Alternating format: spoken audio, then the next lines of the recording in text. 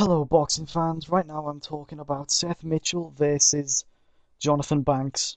Firstly, looking at Mitchell, he does have a record of 25 wins, 19 by way of knockout to a single draw, undefeated. Looking at his opponent, Jonathan Banks, he is a former cruiserweight, has a record of 28 wins, 18 by way of knockout to 1 defeat by way of knockout, and also 1 draw in a 30-fight record. Both boxers have faced a multitude of glorified journeymen in their American heavyweight careers, and this is their biggest test to date on either side of the ring. The winner can go to bigger and better things, while the loser has basically got to go back to the drawing board and take some really educated chances to get back up here. Looking at each boxer's advantages going into this fight, you might see that the power is going to be with Mitchell. He does have good power. He comes forward and he can punch. He puts his shot together very well and he can counter punch on the front foot. Plus, his physical stature is built for brute power over a short distance of time. And this, adding to his opponent being a pumped up cruiserweight, is going to give him a clear advantage in the hitting section. Next, when we look at the speed, we can only say that we can see Banks will have a slight speed advantage. He is a former cruiserweight. He'll bring that speed up with him, unless the actual weight he's put on to make weight will weigh him down. However, I don't think that's going to be a problem, and I think this is where he can take a small advantage here. He has to fight smart. If he can use a jab, that would be good for him.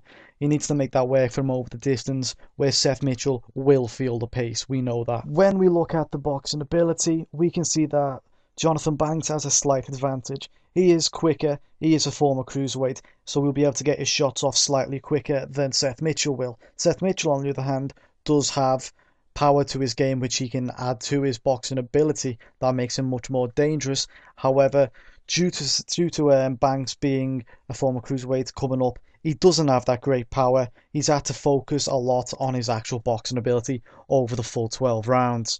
And for that reason, I give him a slight advantage over someone who can box, but for only a short period of time, whereas his opponents haven't been able to take his power for so long. So here I'm giving a slight advantage to Banks, but it's really close in terms of boxing ability. Next, when I look at the stamina, you can see that basically Banks has the advantage here as well. Looking at this fight, Banks has gone the 12-round distance before. He's done it at 2 weight limits, so he knows the difference between the 2 limits and how to pace himself for the full 12 rounds. Unfortunately, Seth Mitchell has never had that opportunity. He's never been the full 12 rounds. In fact, when you look closer at the records, it actually shows that he's never been past the 6th round in his last 10 fights. So that's something that you should also look at, really. I mean, in training, could he be a bit lackluster in the stamina department due to his fights not actually going that long? He believes in his own hype and power.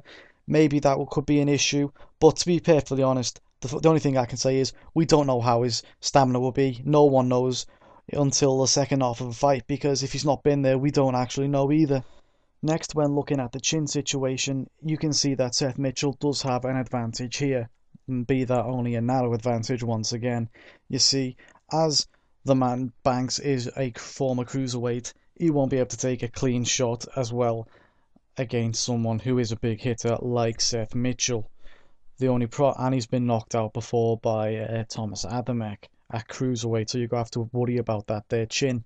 However, that being said, if you look at Seth Mitchell's last fight, he got wobbled to his core by Chaz Witherspoon, and who pretty much gave him the spaghetti legs for the next few seconds, which suggests that Seth Mitchell doesn't really want to be taking too many clean shots in his career from now on. So overall, how do I see this fight going? Well, I think Mitchell's going to win this one via KO in the middle rounds. You see, I think Mitchell is just too big for a former cruiserweight and now a small heavyweight in Banks. He hits too hard, and Banks, I think, too fragile for the heavyweight scene. It could be an interesting bout if it goes to the distance, but I just think Mitchell will possibly go out there, take him out in the probably the first 6, and then he is only 1 or 2 matches away from a world title fight, as he does have HBO behind him. So I just can't see him really messing it all up right now when the opportunity is so close.